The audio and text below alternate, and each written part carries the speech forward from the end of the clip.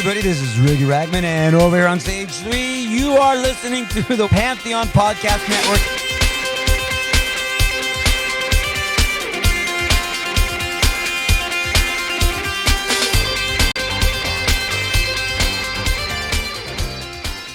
Hey, I'm Nick DiMatteo, and welcome to Season 6, Episode 26 of Music is Not a Genre, MxG. That was almost perfect, hand gesture-wise. Thank you, as always, for watching and listening. Listeners, go to youtube.com/@musicisnotagenre. Subscribe there. You get a video for every episode of this podcast. And those of you on YouTube, hi, you can see me. If you would just rather listen, go anywhere you get podcasts and you will find Music is Not a Genre. One more housekeeping note. I am still raising funds to save Season 7 of Music is Not a Genre. Please help with that. I would love to bring you a Season 7, but I will need your help in order to do that.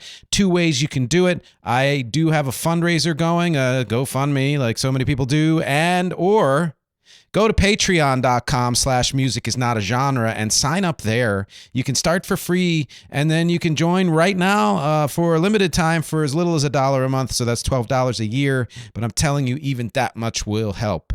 If all of you did it, you would really help me save Season 7. I'll put the links below, as always. Let's get right to the episode. I'm feeling weird about it this week because this is something that I haven't done in a while, and I haven't done to this extent ever. And I'll tell you about it in a second. This week's topic is King's X, adventing 90s rock. Yes, adventing 90s rock is what I said. And I said it because, why? Well, I'll have to explain it to you because I actually don't know King's X that well, or I didn't know King's X that well before I researched them for this podcast. All I knew was their name and more or less the kind of music they did and just about the eras in which they have performed, or at least about as long as they've been around. But a fan of this podcast on YouTube suggested, after enjoying my Duran Duran podcast, I believe, that I do an episode on King's X. And I mentioned that in the catch-up episode from a couple weeks ago, and made a promise that I would do that. And I made that promise because I sort of forgot. And then when I put that catch-up episode together, I saw that note again, and I was like, oh yeah, and I love challenges like this. So why that subtitle? Why adventing 90s rock? If you know anything about King's X, you know that they were originally branded as a Christian rock band. And we'll talk a tiny bit about that a little bit later on as to whether or not they were or are or any of that. So I used the word advent, if all you my lapsed Catholics out there know what that means, and made it a verb, adventing, gerund, if you will, because they are considered pioneers or even progenitors of a lot of the rock music that came in the 1990s. In particular, grunge, progressive metal, multi-harmony, kind of pseudo-60s psychedelic hard rock, and more. And they did all this well before the 1990s started. So it was one of the things I was really excited to discover, even though I'd sort of known. No, I won't lie. I didn't really know. I knew about, Green River and other people like that, and the Pixies and people that name check bands from the 80s who were progenitors of a certain kind of rock that became grunge or some other thing. But I didn't know King's X were connected to this until now. So you are watching me discover all this stuff about King's X that I didn't know. I mean, I researched it and I took my notes, but I also did that last week, so I haven't seen these notes in a while. It's going to be like an actual real-time discovery, so, stick around. So what I'm going to do, as always, I'm going to go into their history. I'll do their chronology or discography, if you will. Look up chronology. Some conclusions, including my favorite albums and songs, and then the featured song, questions, and a mention of the bonus episode on patreon.com/musicisnotagenre. I am doing a bonus episode on the many parallels between King's X and Faith No More. If you are one of those people who has a hard time being a fan of two bands that are considered different in many ways and in sort of a contentious way, then you may not like that. But if you're curious to know what parallels that I'm drawing between King's X and Faith No More, please go to patreon.com/musicisnotagenre and check out the bonus MXtra video. That link will be below too. Sources for this episode, of course, wiki, old.fnm.com. That's a Faith No More, I guess. But guess what? That site was from like 2003 and it's still functioning, but doesn't look like it's been updated at all. twistedthread.co.nz, New Zealand site, and rushonrock.com. That's it, really. I may have seen a few other things here or there. Disclaimer, I'm not going to talk about the religious aspect of King's X much at all, because first of all, it's all about the music for me, right? And second of all, I tend to find discussions of content or how bands are branded to be very reductive and to often alienate people. And again, if you're one of those fans for whom this is important, then you already know that. And if not, I don't think that branding them as a Christian rock band was, something that was helpful to them. In fact, they have said more than once that it wasn't, and have since kind of, in a way disavowed, although I'll get into it just a tiny bit more, but not that much. And the second disclaimer is, again, I don't know this band well, or I didn't come in with them on a bucket list of any sort, even though I've always had a tangential respect for them. They're not a core artist for me, but again, that's what makes this a really fun experiment, is to discover some things. And if I'm going to say music is not a genre, I have to be open to exploring and discovering things that might be outside of my purview, out of my wheelhouse. And so thank you for suggesting this. Let's get right into the history. They formed more or less in Springfield, Missouri in 1979. They started life as The Edge and then changed their name to Sneak Preview. And as a matter of fact, actually released an album under the band name Sneak Preview in 1983, which I'll talk about a little later. Didn't come to the name King's X until 1985. Quick funny story, anytime they've ever played in Britain, or at least the first few times, they've had to explain to the audience that their name was King's X and not King's Cross, because that King's Cross is like a station or, an area there. And they use an X often to delineate that. But that is actually something I had to find out too when I researched them, as to whether they were pronounced King's X or King's Cross. Because when you hear that a band is a Christian rock band, or used to be, you think that X immediately, stands for cross. And right out of the mouth of Doug Pinnick, no, it is King's X. But if you're a fan, again, you knew that. One of those, King's X is one of those amazing bands like U2, whose lineup has stayed the same since just about the beginning. Doug Pinnick on bass and vocals, Jerry Gaskill on drums, and Ty Tabor on guitars, who joined in 1980, but, close enough. They've been together ever since. They are one of the ultimate power trios. And when I did an episode where I mentioned a bunch of power trios, I neglected to mention them. So this is a big corrective. Their music has been considered progressive metal. There's funk in there. There's soul, a little bit of very tinge of gospel. They have, to me, in sound, a connection to Living Colour, a connection to Fishbone. And you kind of get a theme here, but they've gone beyond, or they're going in different directions than both of those. They do progressive metal in a way that those bands kind of, didn't. I mean, Fishbone was like more post-punk, etc. And Living Colour, if you know them, you know them. They are considered progressive metal and grunge pioneers. They influenced a ton of bands like Pearl Jam, Alice in Chains, Smashing Pumpkins, Pantera, Dream Theater. Many of the people from those bands have cited King's X as an influence. In fact, some have said that grunge wouldn't exist without them. All three members of King's X have a Christian rock background. But though many of the lyrics have dealt with spirituality and existential things, stuff like that, they reject the association, and they rejected it pretty early on. A few things that have happened in the interim. Doug Pinnick who is African American, that came out as gay in 1998 and also identifies as agnostic. Jerry Gaskell has also kind of left the whatever church he was brought up in. None of them are fans of the Christian music industry. And in fact, Ty Tabor has even said that the Christian music industry is vile. My assumption there is, like facets of the country music industry, I won't say all of it, there's a kind of a cloistered, pun intended, feeling or determination by the people who run it that say, well, if you want to be in this so-called club, you have to, be of a certain ilk all the way up and down the line. That's my guess. I have no idea. I don't know that much about the Christian music industry. There's solo artists and bands that I have heard of over the last several decades that I'm somewhat aware of. I've heard some Christian music of all kinds for various reasons, and it's all kinds, really. And maybe one day, and especially if a fan requests it on patreon.com/music is not a genre, maybe I'll do a whole episode on the history of Christian music in popular rock music, hip hop, and stuff like that. But that's about as far as I'm going into this. But I will say this.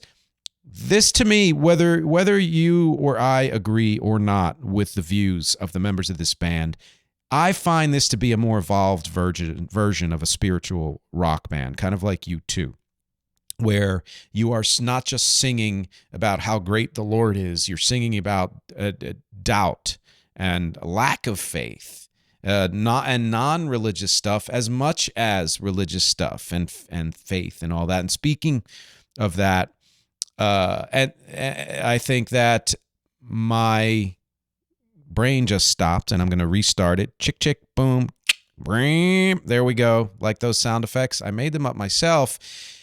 Lots of bands and artists have touched on religion since forever. Doesn't mean that they were Christian artists. Some were, but some were more, they wanted to talk about religion. I mean, shoot, Prince has sung about religion. Leonard Cohen, whatever.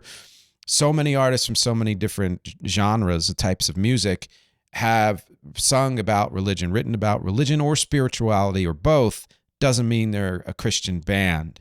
And I think that's one of the things that they rejected, was saying, well, we can sing about this stuff and also other things and not necessarily be lumped together with them, because you do kind of have to stick to that topic if you're going to be a Christian band for every single song, which is pretty incessant to me. For whatever reason, bands with religious names was a hugely popular thing from at least the late 70s, certainly earlier, but the late 70s through like the early mid 80s and a little bit beyond. You had a lot of bands with quasi-religious names, like Faith No More, remember, a Patreon bonus MxG video on them, Ministry, Testament, Lamb of God, Bad Religion, Jesus Jones, Jesus and Mary Chain, the Jesus Lizard, MC 900-Foot Jesus.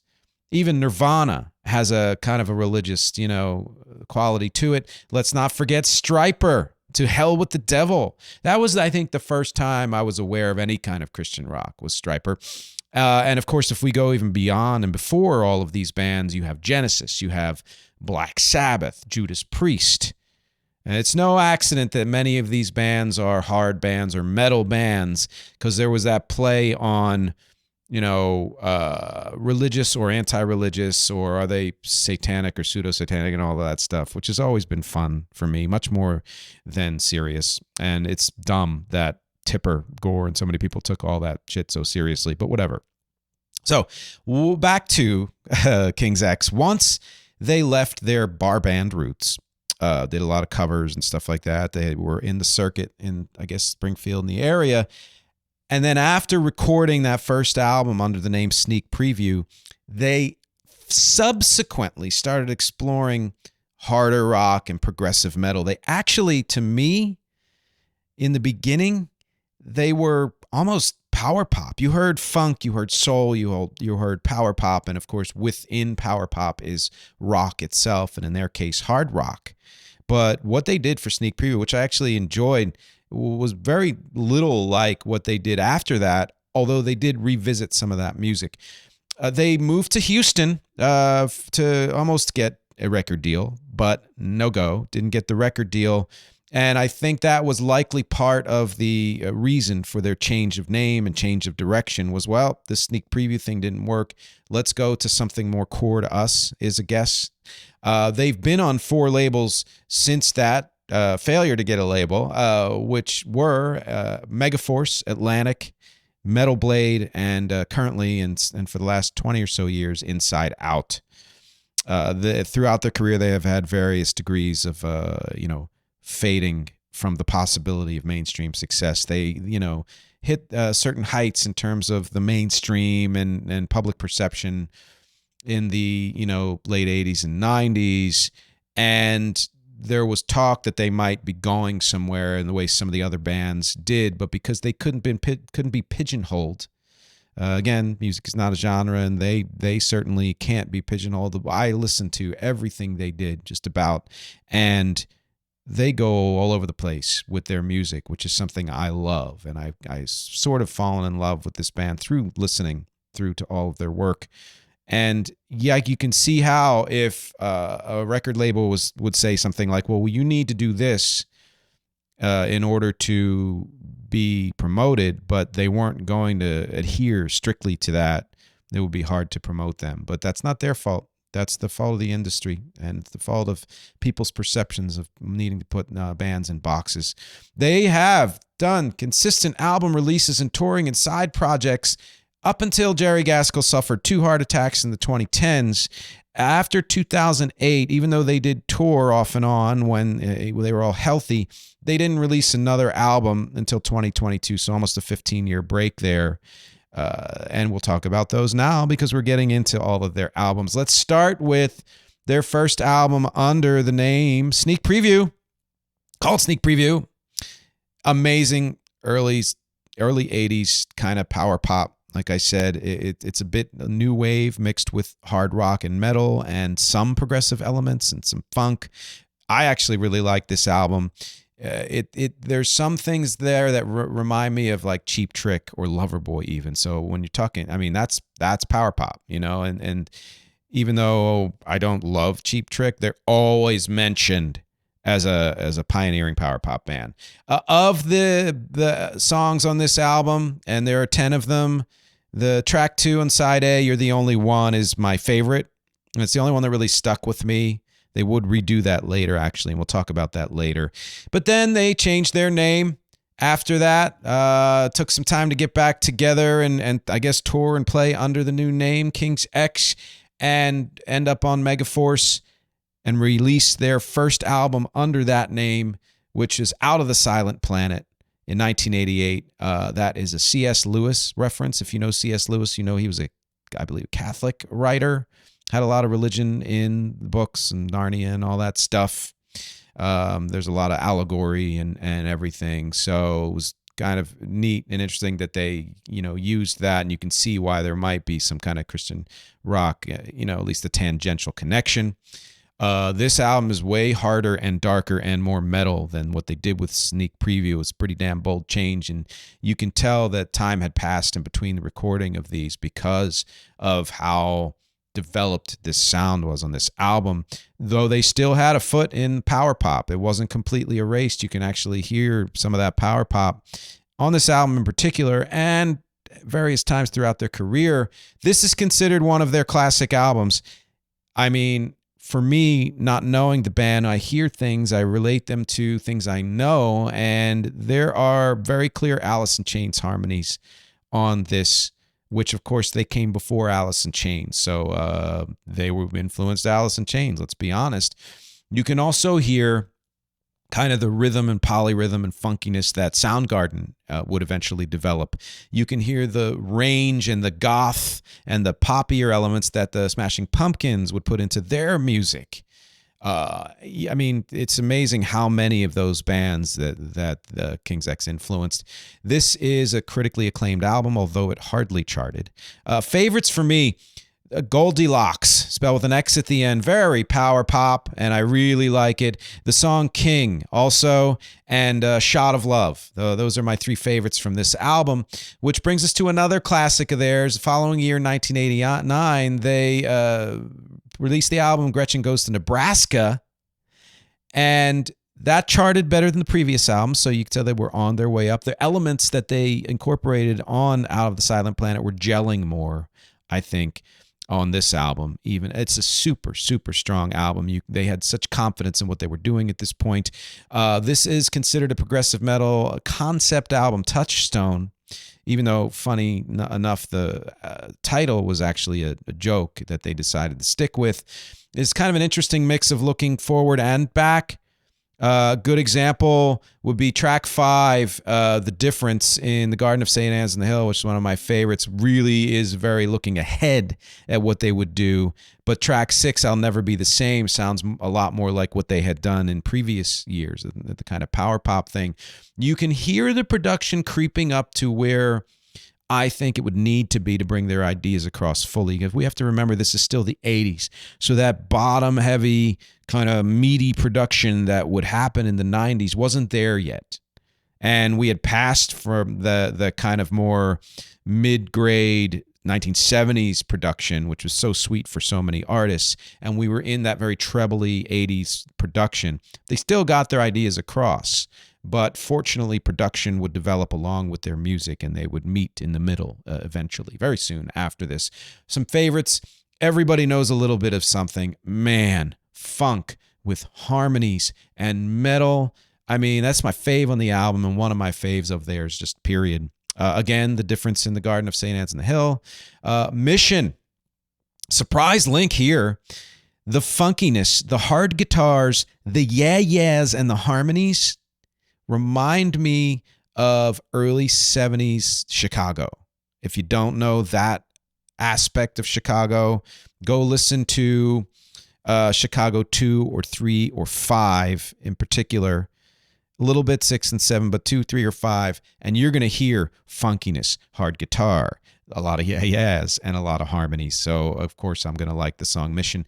Pleiades, which is just sounds like a 90s song before the 90s even hit. So those are my favorites there. Another classic of theirs, Faith, Hope, Love from 1990. Even more cohesive. They were just getting better and better and better. And this was also a more commercially successful album. They were really leaning into everything they do well, the funk, the metal, the prog. They did a little bit of speed metal or punk even. And of course the harmonies, like everything was just blooming in full at this point. And if you discount Sneak Preview as being almost a different band, yes and no, and consider this their third album, I mean, there's just everything was taking effect at this point. Some of my favorites on here, We Are Finding Who We Are, the opening track. It's Love, which is a lot of people's favorites if you know this band. I mean, damn, I love this song. And what I find interesting, a little note here, and I'll get to this more when I talk a little bit about their solo projects, is that each member of this band brought different things to the band, which is what made the whole greater than the sum of the parts. And I can kind of break down what they brought when we get to that part in the second half of this episode.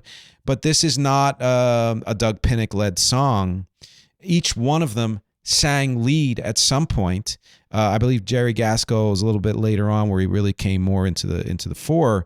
But this is a perfect example of a song not sung by Doug that is just absolutely amazing. So is Mr. Wilson. Track 5, those are my favorites, as well as We Were Born to Be Loved, which is just an awesome kind of prog song. This was used as a commercial bumper, the instrumental version for Letterman, because it was a fave of Paul Schaefer, of whom I share a birthday with Paul Schaefer, November 28. Look it up. Which brings us into more into the 90s. A couple years later, in 1992, they released their eponymous album, King's X. It was the last with producer Sam Taylor. Is darker than the previous albums and heavier because we were entering into the 90s and leaving the 80s behind for the most part. Not as successful as Faith, Hope, Love, but it's a consistent step. And clearly to me, this is the last of their, what I'll call their second era. If you think of Sneak Preview as their first era, I'll say this is the last of their second era of music. It's very transitional. Honestly, it's surprising to me that it didn't do better because grunge had hit by this year, by 92, which by the way, next week's episode is on albums of the 90s. So you're going to hear a lot more about that kind of music. But this is a perfect kind of, segue, this episode, into that. But yeah, I am surprised that this album didn't do better. I just don't think it was marketed properly, maybe. Or maybe it was a little too rangy than other kind of other grunge bands. This is more of a piece than previous albums, kind of more to straight ahead prog metal, but still does have range. So, for an artist, range, I think, is a wonderful thing. For the music industry and for certain fans, range can kind of be a killer, which screw both of them, Favorites on this album, The World Around Me, The Big Picture. And I think that was it. The only single from this album was Black Flag, by the way. But non-album track from the same year, Junior's Gone Wild, which was featured in Bill and Ted's Bogus Journey. So I know I heard the song because I saw that movie. Just don't quite remember it, but a good single. We'll do one or two more before the break here. A couple years later, 94, they released Dog Man. A quintessential, you look at the cover, and that's just a quintessential 90s album, partly because it was produced by the great Brendan O'Brien, one of my favorite producers of all time. Thick. Anytime I would listen to an album in the 90s in particular, and even beyond, if for some reason it struck me as the production is right in a sweet spot for me, I would look, and I would often find that it was Brendan O'Brien who did it. It's thick and bottomy, just thick and it really hits, it impacts. And this one hits right out of the gate, this album.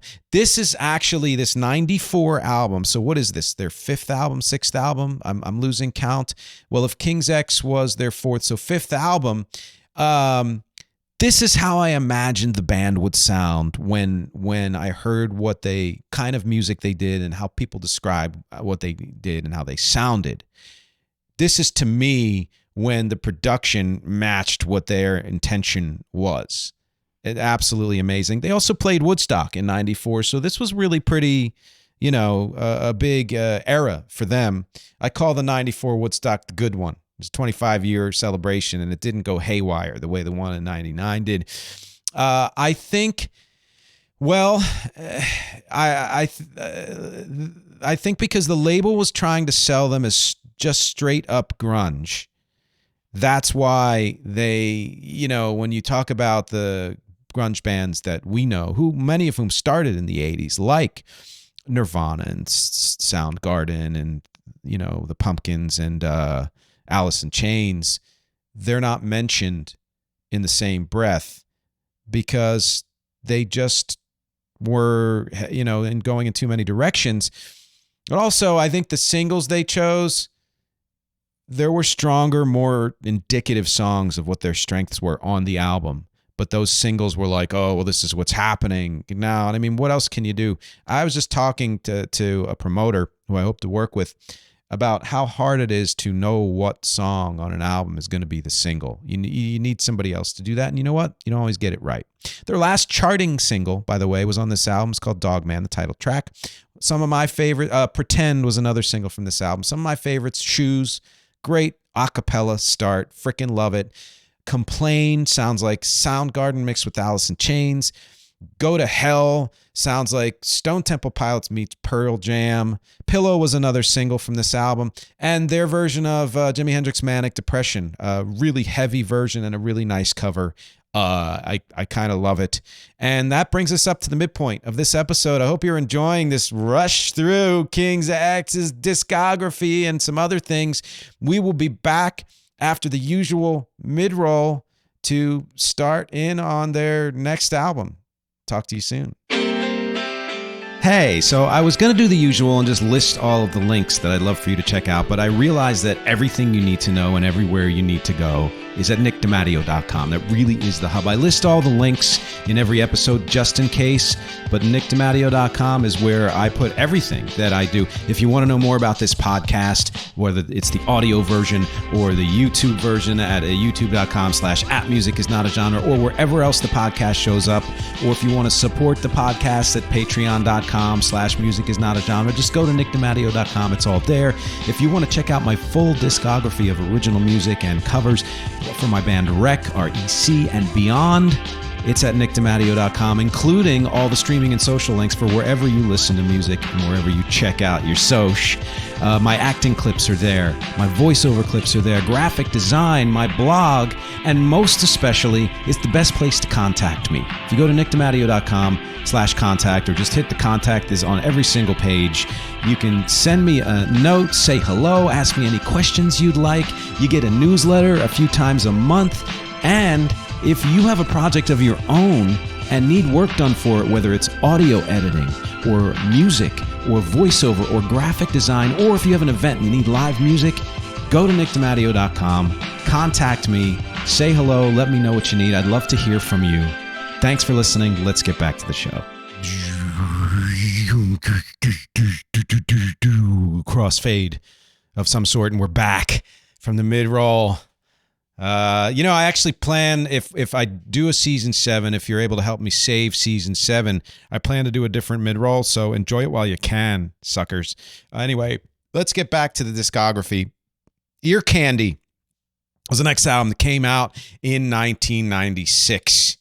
Which I feel like might be a sweet spot for me for production, that kind of mid-90s area, in the same way that like 78 to 82 is for me. And I say that because it's the era that contains my favorite Duran Duran album.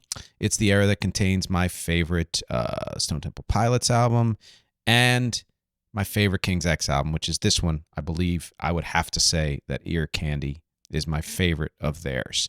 Mark that. Ear Candy, favorite King's X album. Production-wise, this is a lot like the shift that STP did in this decade, in a different way, but there was definitely an evolution of their sound while still maintaining the core of what they did. And like I said, I just love the production on this and how they're fleshing out kind of the straight-ahead grunge from the last album, but doing more with it.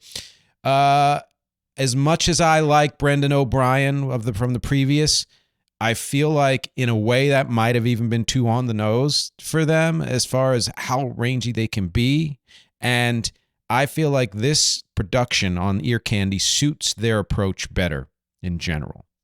It's one of my favorites. I mean, some of their later albums also, damn great production. I like the lyrics on Ear Candy better than any lyrics I have heard from them so far.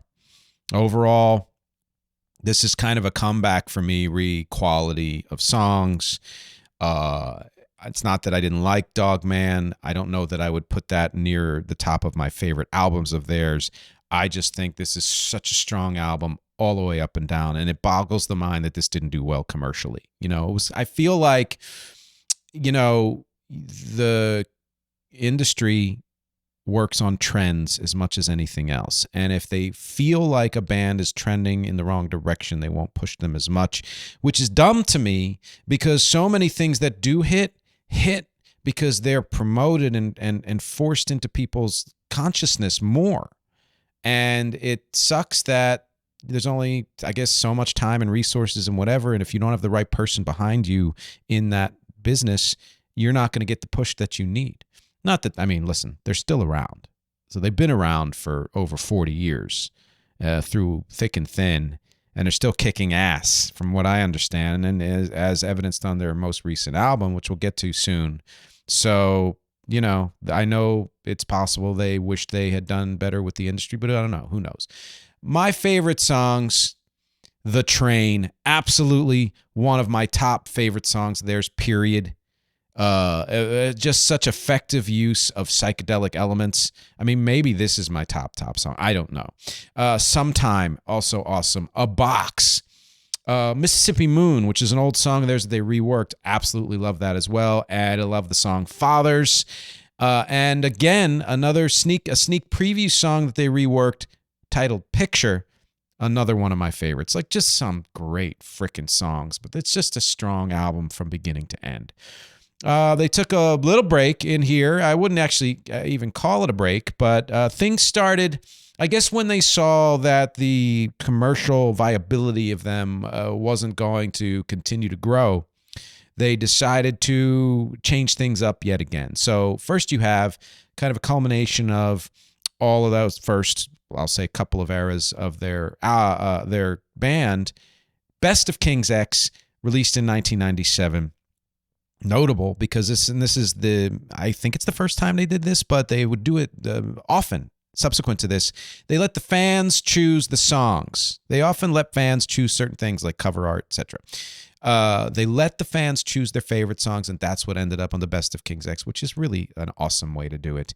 The only ones that the fans and I cross on, funny enough, are It's Love and Mr. Wilson. And it's not that the other ones on here aren't great, but that just shows you that maybe this isn't a core artist for me, because I always feel like when an artist is a core artist and you're a huge fans tend to agree on a lot of things. I found that with Duran Duran, where when I said Medazzaland was a favorite album, so many Duran Duran fans were like, yes, yes, yes. And the ones who were not maybe as strong fans were like, what? What about the stuff from the 80s, etc. The other reason I'm mentioning this album is because there are 3 new tracks on this album as well. Sally, April Showers, and Lover, which are all strong tracks. I wouldn't mark any of them as my favorites, but I like when bands put new songs on greatest hits albums because it gives you a reason to get them, I guess, or listen. Then, taking a slight break from the discography, Pound Hound, which was Doug Pinnick's solo side project. Their first album, Pound Hound's Massive Grooves, also came out in 1997. It was called Massive Grooves from the Electric Church of Psycho-Funkadelic Grungealism Rock Music. So, hello, what's her name? I don't remember her name. What's the one, When the Pawn? You know what I'm talking about, Fiona Apple. I'm going to do a little bit more on all their solo work at the end of the discography, kind of talk about what kinds of solo work they did, but I wanted to mention that this is when they started that, and Doug was the first out of the gate. Right on the heels of Doug, Naomi's Solar Pumpkin in 1997 as well was Ty Tabor's solo debut. He's like the John Frusciante of this band, not that he left and came back, but that his solo work is super prolific. He's also their guitarist. So you listen, and although Frusciante's range, I think, is a little greater on the solo end than Tabor's is, I think their level of musicianship and their desire to want to create this stuff is about equal, as well as the fact that, I'll be honest, there are very few songs that stick with you, although the way they're done is very quality. Which brings us back to King's X. In 1998, they released their first album on Metal Blade. So their Atlantic tenure didn't last very long, because you know how those big labels go. You don't hit out of the gate after the first 2 albums, they drop you, whatever. Or maybe they just wanted a different deal, but who knows. Tapehead, self-produced, which is the first of many, heavier than Ear Candy, I think is a necessary step for them, because they needed to kind of say, we're taking charge of this. We're going to come together and write these songs mostly in the studio. They're pulling back a little bit from trying to just be commercially successful. Not that ever diminished the work they did, but that they could just take that out of their brain and be like, let's do what we want to do, period, and how we want to do it. Tapehead. Some of my favorites here, Fade. I love the lyrics of that song as well. Oh No. Little Bit of Soul. Higher Than God. There's also a reworked sneak preview song on here, again, called World. I love that they go back to their sneak preview stuff, because it shows that they respect it, even though they ended up in a different direction. Same year, 98, on the heels of his debut solo, Tabor released another one called Moonflower Lane. Yikes. Like I said, prolific. Then, King's X in 2000, Please Come Home, Mr. Bulbous.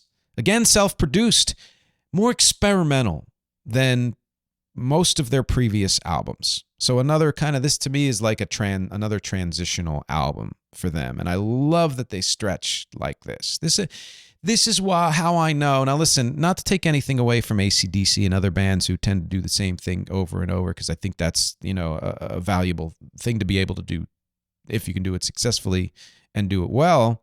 But to me, a band that is going to be around this long, even like a U2, if you're always doing the same thing over and over, you're probably going to either lose fans or be pigeonholed or whatever. And in order to maintain your own interest as an artist, you need to stretch. And so my favorite artists always do. This album indicates that. Some of my favorites, Fishbowl Man, She's Gone Away, Charlie Sheen. Manic Moonlight, 2001, the following year. It's again self-produced. It's the first time they used electronic drums and loops. I liked it, being a person who enjoys when bands try new things. As I mentioned, this doesn't bother me. I love their willingness to go here and their desire to expand. Many fans didn't like it. And I'm going to say this. This may not be a favorite album if you're a fan, and I respect that. Because they're, like I said, everybody has different favorite albums, and they don't always have to be the ones that are listed on the, ranking the albums of an artist online. But if you're the kind of fan who was like, oh, they did something different, screw them, I'm out, or whatever, then you're not a real fan. You wanted a specific thing from them, and it was kind of a one-way relationship, I'll say, where you were getting what you needed, period. Artists need things too, and artists need fans to be able to stretch the way they do. And that's why I respect this album, Manic Moonlight. Strong songwriting, and they keep the groove and the mood going through the entire album. Very interesting. Some of my favorites, I guess this might be one of my favorite albums, honestly. Manic Moonlight, the title, yeah, excellent song. The single was False Alarm. I like that too. Static has a great slow boil. Skeptical wins. And then Vegetable is a well-known song of theirs, and I really, really enjoyed that as well. Then in 01 as well came Pineapple Skunk, which is Poundhound's second album, I believe, Doug Pinnick solo again. Following year in 02, Safety, which is another Ty Tabor solo album. And again, as I mentioned, I'll talk more about their solo work at the end of this discography. Which brings us to 2003. Black Like Sunday was their next King's X album. And again, self-produced. More straight ahead in the last two, less experimentation. This is the one where fans sent in cover art, and the band chose the one they liked the best. So there was a winner. The songs on this album are rare and originally unreleased recordings that were then re-recorded by fan demand. This is from back when they were The Edge and Sneak Preview, but unreleased ones, and not like some of them they redid songs that they had actually recorded or reworked songs. You can tell these are older songs because of the style, or a lot because of the chord changes and things like that. It's just, that's the way music goes. But they did a great job sonically bringing them into the present with both production and performance. And in a way, to me, this was like a palate cleanser for them, where the previous album or two was kind of transitional, and this was them saying, let's do a kind of a reset. Let's do a fan thank you in a lot of ways, and the second one, really. And, do these older songs. My favorites on here, Danger Zone, was almost pop punk. It's a freaking great song. Working Man, I love. Dreams. There's a little bit of kind of rock steady in this, which is the slightly slower version of ska and slightly faster version of reggae, but very, very good. And You're the Only One, again, from the Sneak Preview album. This is a slower and harder version than the original, but it works just as well. I like both versions. I wouldn't say Johnny is a favorite of mine, but it's over 11 minutes and a really cool journey if you're willing to take that journey. The next year, in 04, Jerry Gaskill releases his first solo album called Come Somewhere. And I really like Jerry's work within and without King's X, which brings us to Ogre Tones in 2005, which is their first on their current, I believe, label Inside Out. So they've been there almost 20 years. And their first with an outside producer in many albums, who was Michael Wagner. Their first since Ear Candy, so almost 10 years since they had used another producer besides themselves. This guy, Michael Wagner, is known for bands like Dokken, Extreme, Skid Row, White Lion, and Stryper. And so you can see why maybe they employed them. They had similar leanings, but also this is, maybe they wanted to return to that kind of sound. And this album is considered by many fans and critics as a return to form. Again, that's great. Metallica took a similar journey where they went off, and did slightly different things in the late 90s and early 2000s and then returned to form, but whatever. Go back, go forward. I don't care. I like that you change it and go back. And in some ways, to me, this is even stronger than their original form because it is hard, like their older material, but their songwriting is more developed and it's kind of a distillation of everything they've done to this point, which is one of the things I love. Also seems like maybe more personal of an album than they had ever done. There's more talk of God in a very questioning and doubting way than in a very long time.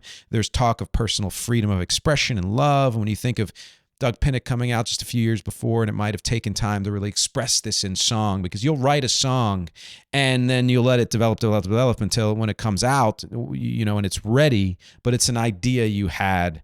There's a song on Rek's upcoming album, Kite to Camden. I had the original idea over a decade ago, and I didn't know what to do with it until recently. And that's, that can happen sometimes. So maybe that's one of the reasons why. Some of my favorites, the single Alone, just a really strong song. I like Hurricane. I like Fly. The other single off this album was a co-release called If. And this was the last, I had mentioned the last charting song was like Dog Man and the album 94, but this was the last song to chart on any chart from what I can see was If. Bebop was weird and straight and not straight, and I love it. Honesty, excellent. Freedom is a freaking awesome song, and I love the lyrics. Getaway, I love. It's very personal. And then the Reprise is a near identical redo of the Out of the Silent Planet song Goldilocks. I think a full step down for you musicians out there. And I enjoy this as much as I enjoy the original. The first solo album by Doug Pinnick, not under Poundhound name, under Doug Pinnick, but he would usually spell it D-U-G. As a solo artist, Emotional Animal in 2005, and followed quickly in 2006 songs from The Closet. You can see why that's significant, which were early demos by Doug that he decided to release. In 2006 as well, Ty Tabor released another solo effort called Rock Garden. And then in 2007, Doug came out again with Strum Sum Up.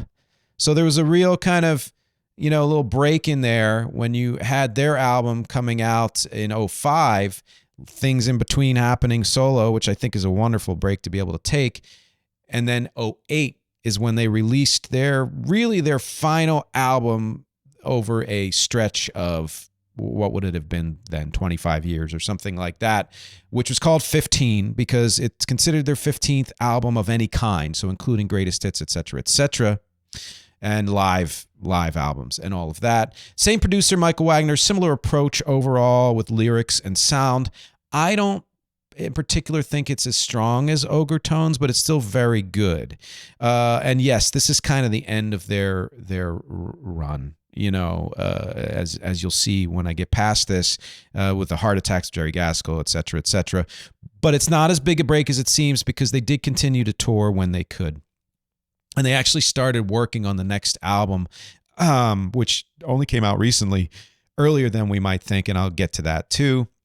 Some of my favorites on this album, All Right, Broke, I Just Want to Live, I Don't Know, and Go Tell Somebody is like progressive metal gospel, and I freaking love it.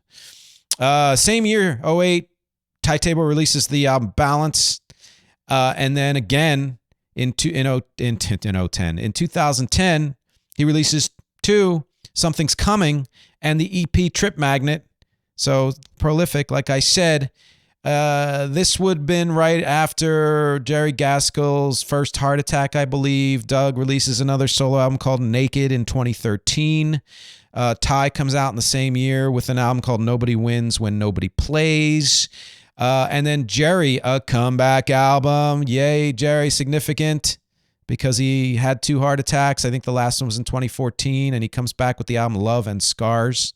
Very good album.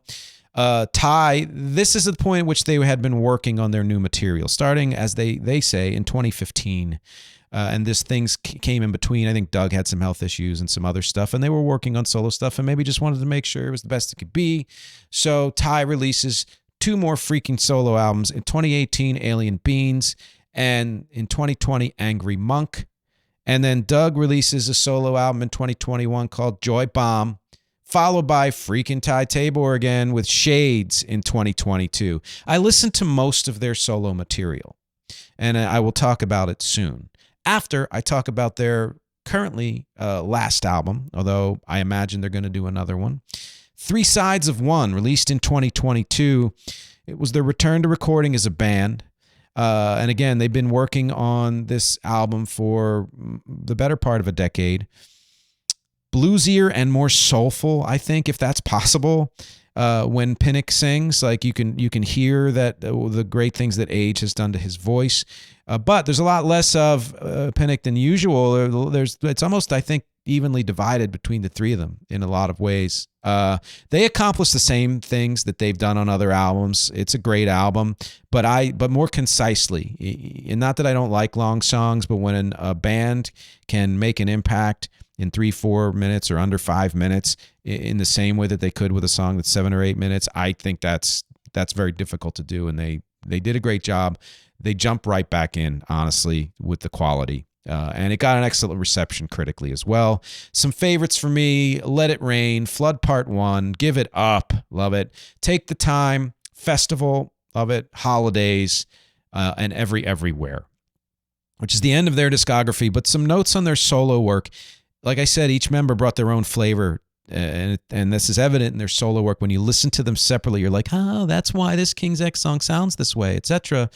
I do have to say, though, that kind of like with the Beatles, although to a greater degree, their solo work just doesn't quite hold up to the work that they did as a band and that they do as a band.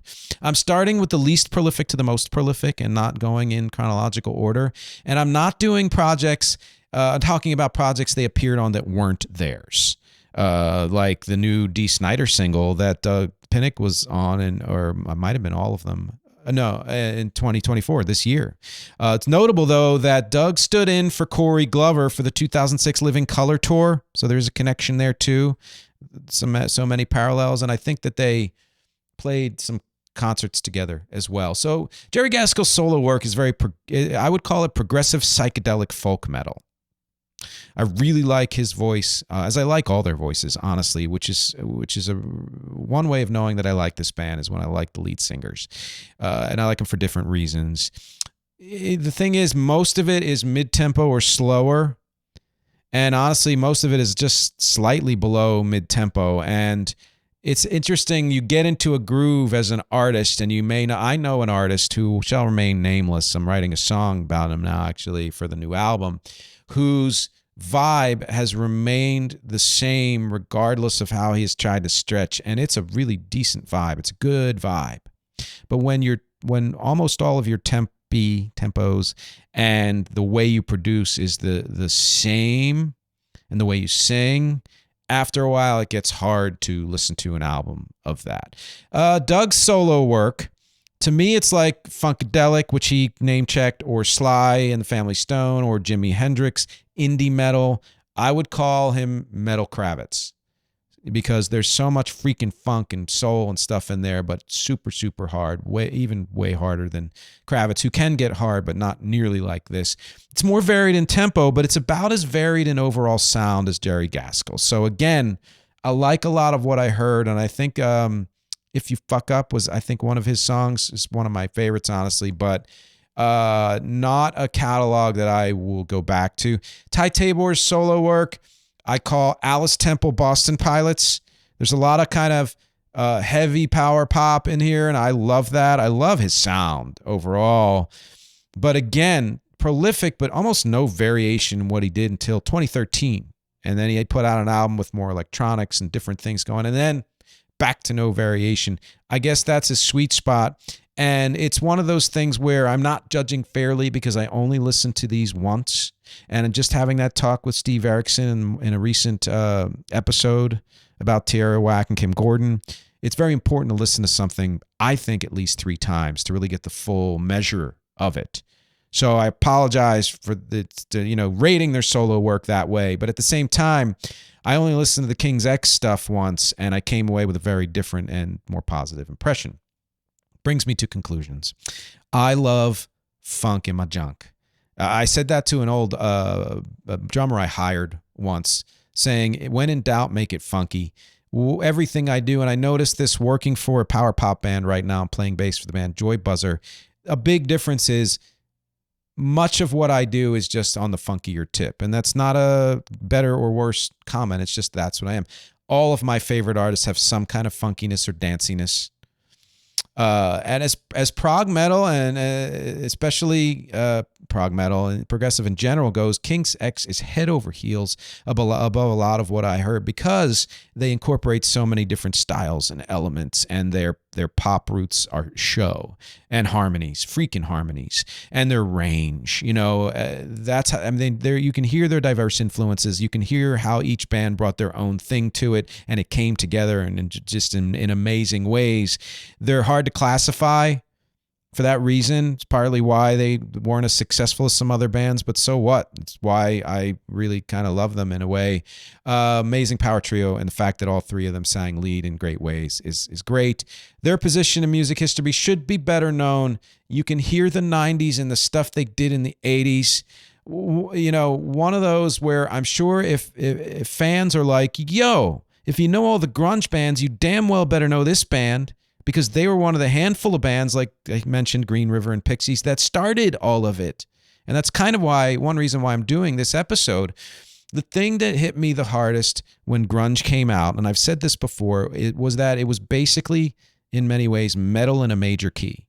So much metal was, minor key, and then they would do like Even Flow was the first one. Was like, holy crap, it's beautiful and it's major, but it's still hard. And King's X was doing this years before. And the fact that their journey of faith, was not necessarily the central thing in everything they did, and it was fraught with doubt and agnosticism and all of that, to me just makes them more real than any Christian band or so-called Christian band could be.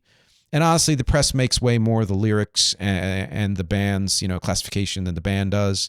The fans can lean towards what the critics do, or be more loving and forgiving and accepting. Favorite albums. Here we go. Favorite albums in order, chronologically. Gretchen Goes to Nebraska, Faith, Hope, Love. Dogman, I wish was a favorite because I love the production, but it was slightly flat for me. Ear Candy is my top favorite. Manic Moonlight is my second favorite of all time. And then Ogre Tones. I don't know how Ogre Tones, Gretchen, and Faith, Hope, Love rank, but they are 3, 4, 5 if you're ranking Ear Candy top and Manic Moonlight second. Favorite songs, again, chronologically, sort of. You're the Only One, Mission, Everybody Knows a Little Bit of Something, It's Love, Mr. Wilson, We Are Finding Who We Are, The Train, which it's at least in the top 2, 3, Picture, Fade, Manic Moonlight, probably the second favorite, You're the Only One again, Yeah, Hurricane, Freedom, All Right, and from the last album, 2022, Give It Up and Festival. I would love to know your favorites. I would love to know if you are a fan of King's X. If you're not, what did you learn? Does this make you want to listen to them at all? If you are, how do your favorites and opinions of this band compare with mine? Do you care that they were Christian rock or not? Can you hear how they influenced so much of the hard rock in the 90s? I want to know the answers to all these questions. But let's get to the featured song before we go anywhere else. No, they didn't influence me because I had never really heard their music. But I have listened to bands that they influenced, who then influenced me. I have also frequently incorporated religious and spiritual cues in my lyrics, questions, and hard music and progressive music and funky music. So the song I'm choosing is a song called Behind the Shadow. The original version. I did 2 official versions. It is funky alt-rock, basically. So in a few seconds, you're going to hear that. There are harmonies. It's got a quasi-spiritual tone to the lyrics. The idea for me was I was feeling like life was too serene or too good, quote unquote, and that there were things lurking behind the shadow of my life. That meant that it wasn't as serene as it seemed. And as usual, I was telling the future because life took some pretty serious turns after I wrote this. And this was quite a while ago.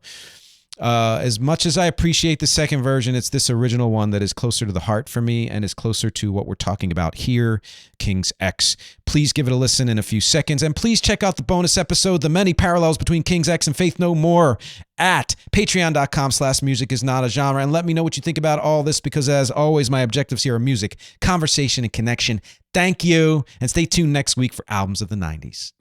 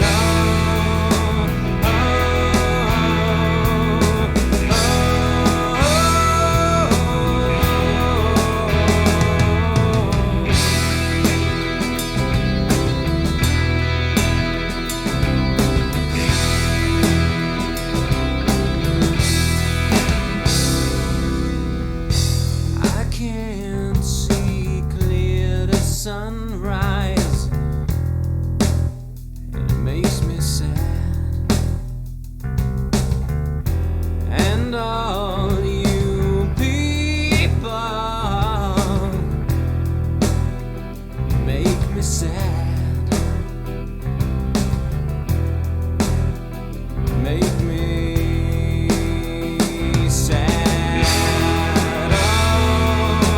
Oh,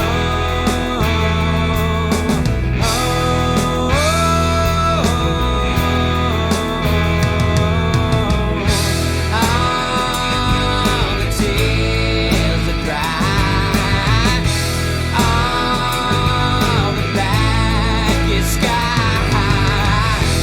You save me from this night. You save me from this night.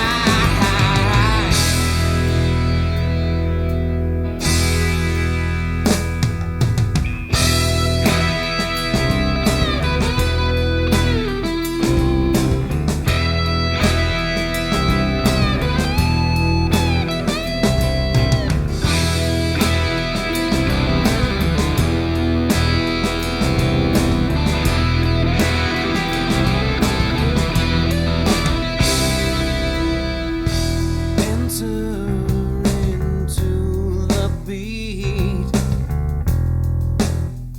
behind the shadow.